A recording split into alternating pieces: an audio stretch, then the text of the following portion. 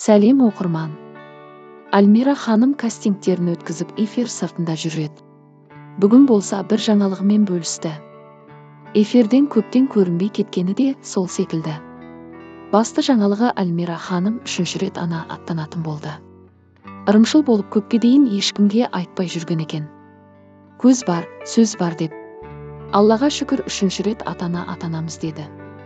Құттықтаймыз, бәсе сол үшін шықпай жүр екен ғой, барлығы кішкене болсын шешілді. Әдейі сол үшін пост салып қойыпты Instagram желісінде, сіздерге оқып берейін. Иә, 3-ші рет Аллаға шүкір. Көп сұраққа бір жауап болды деп ойлаймын.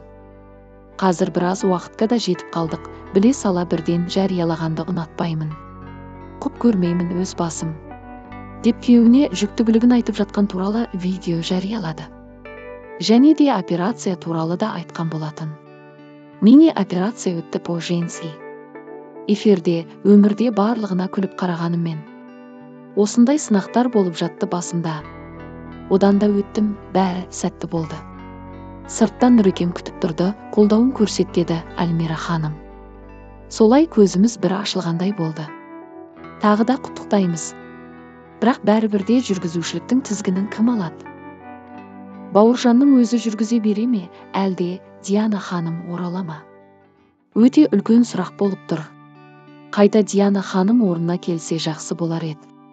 Қатты қуанар едік, соңғы эфир жасап желіні жарды Диана ханым. Және де Альмира ханым кастинг жүргізіп жатқан еді. Жаңа қызық қатысушылар келеді деген ойдамыз. Көптеген адамдардың пікірлері енді екіге бөлініп жатыр. Біреуі Диана ханымды жақтап жатса, біреулер Альмира ханымды қолдап күтіп жатыр. Ал сіздің ойыңыз қалай? Әлде жаңа басқа жүргізуші келіп қалар ма? Ал Диана ханым ендігі жарты жылдан кейінгі үзілістен кейін қайта оралатын ойы бар ма екен? Диана ханым өте жақсы жүргізуші, эфир мәдениетін, өз ісін білетін маман. Көрерміз алда енді не болатынын.